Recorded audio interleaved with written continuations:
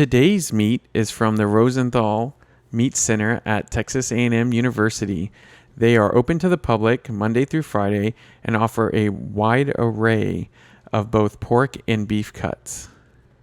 All right, welcome to Adventures with Joey and Johnny. We recently had a request for us to make some of our colleagues some trays. And since it's just individuals, we decided to go with some small baby back ribs. We recently went to the how do you say it, Johnny?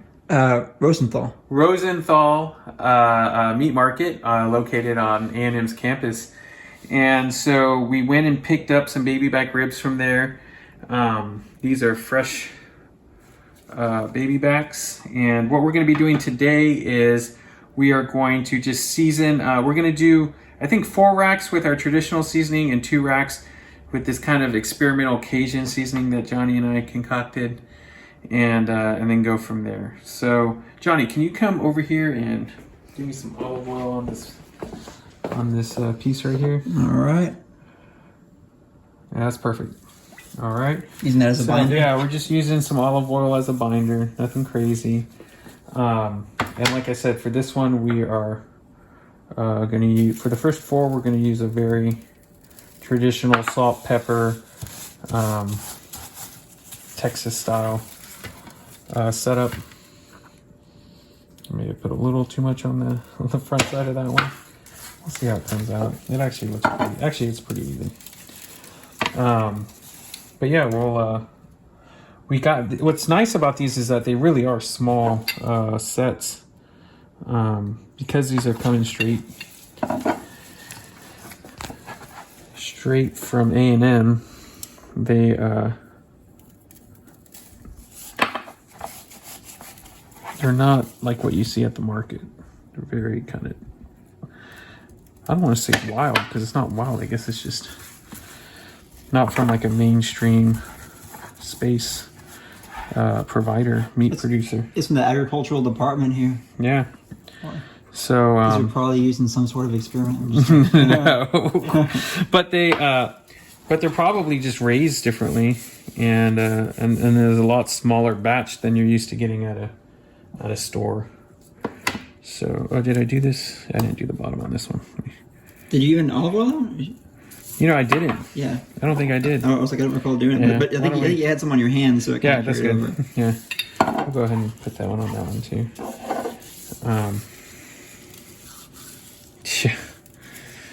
Getting into this.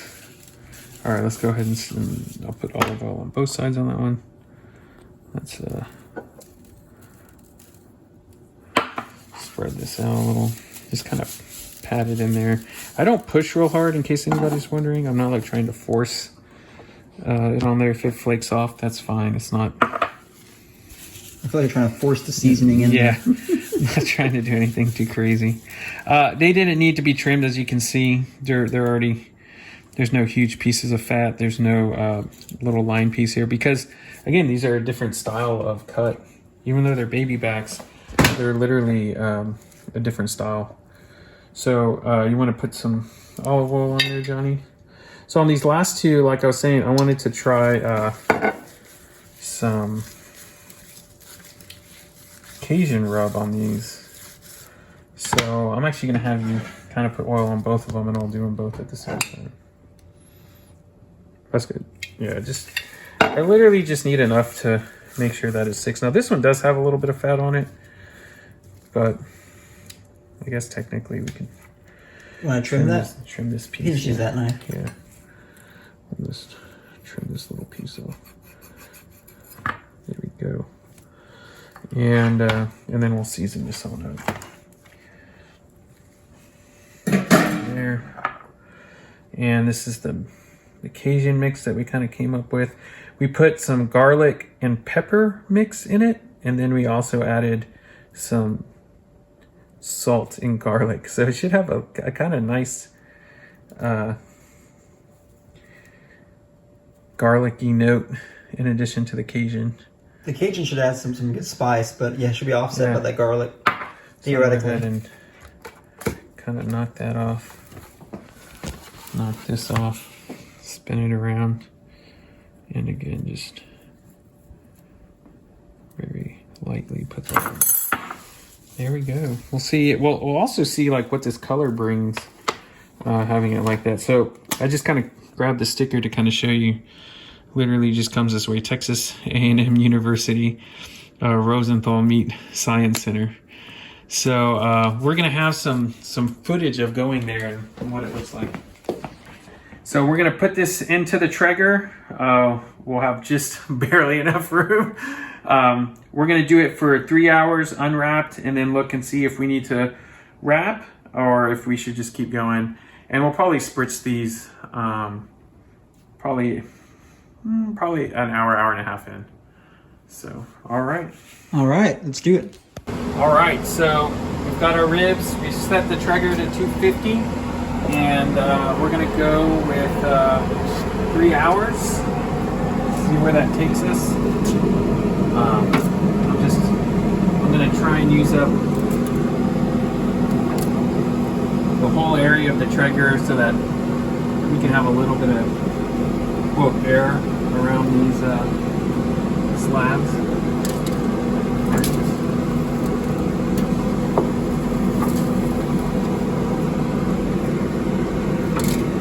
And being a weird person that I am, I'm even gonna put this little piece here.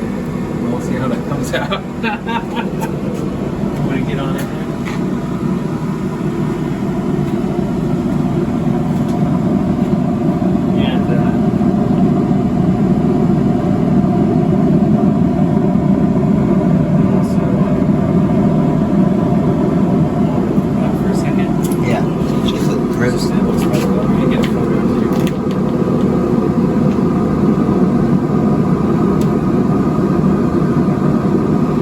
So it's been about an hour and a half. We're gonna check these ribs. We're gonna do a little bit of spritzing and see how we're coming along. Woo! That is looking perfect. That is actually looking really good. They may just need a little spritz, but not too much. They're actually pretty moist. So I'm actually just gonna hit them a little bit. Let me get this thing going. I'm just gonna hit the back ones because need a little more than these. Really, they look pretty good as is. So we're gonna let these keep going, and I'm gonna take this little. Ooh, look at that! You see that? Oh, you see that bubbling on there? That's nice. I made this just for me. Johnny was like, "What are you gonna do with this?" I'm like, "I'm gonna eat this piece." I gotta let it cool though, because it is really hot. It's like burning my hand, but I'm happy. All right, so. I'm gonna have Johnny pass me the camera, and we're gonna do our little beer minute here. Oh yeah, beer minute. Johnny, what fine beer are you drinking today? So today I'm drinking the finest. Well, not the finest, but yes, it's up there. Pabst Blue Ribbon. So what warrants such a fine taste in beer on this day? Well, I mean, usually I go with Lone Star. I got a few Lone Stars in the fridge, but I just haven't had a Pabst in a while. And actually, Lone Star is brewed out at the Pabst Brewery in Fort Worth, so I'm like, may as well give it a shot. You know, I haven't had this in a few years, but keeping it Texas, keeping it American, you know. All right. Domestic. Good times. All right, so we are 3 hours in. I've got some Aggieland smoked hickory smoked sausage, and we're gonna go ahead and put these on the grill. The ribs have been going for 3 hours now. Ooh, they're looking really close.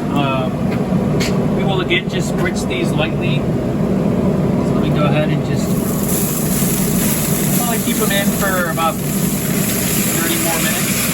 And we'll go from there.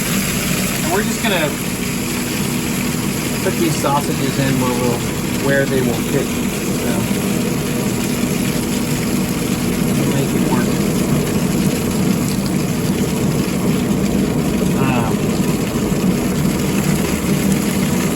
Right side, I guess.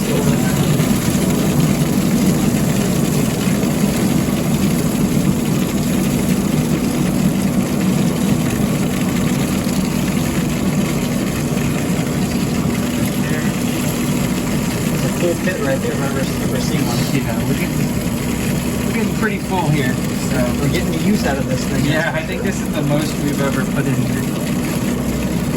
I don't want this one to fall, so I'm just gonna kind of. Yeah, bacon for some wedding. Yeah, that's fine. All right, so we're gonna go ahead and pull the ribs. It's been almost 4 hours, and what we're gonna do is we're gonna put them in the oven just to rest a little bit, and then we'll probably let this sausage finish up. Yeah, sausage is getting close. Look at those ribs. Oh man, look at those guys.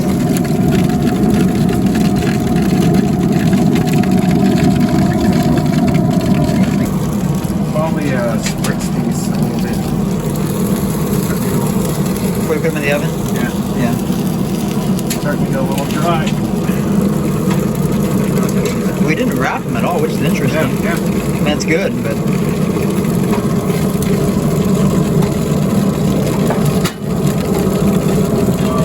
They're getting some drummers.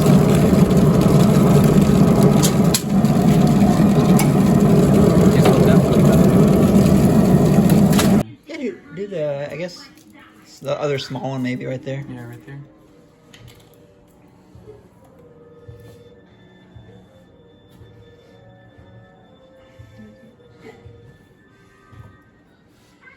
We're just, we're always experimenting a little bit. We're literally just using some Masterpiece hickory brown sugar. But I'm gonna put these in the oven and just let them cook a little bit. All right, Johnny. So what are we doing here today? All right, so we finished cooking everything, right? And now we got some nice glaze that Joe was showing you earlier that we did on this rack here. And then over here, we had just dry, but we spritzed it with some apple juice and everything. And it's been sitting, it's been resting for a little bit. So now I think it's ready to be served and delivered to these. Yeah, and these right here are all salt, pepper, and paprika. And then this is our experimental ones. You can tell that the rub actually affects the way it cooks because they all cook together. Yeah. And these definitely got a little drier. So I think the Cajun rub may have dug in a little bit more. They may have helped a little bit. Also, We'll we tried new pellets this time.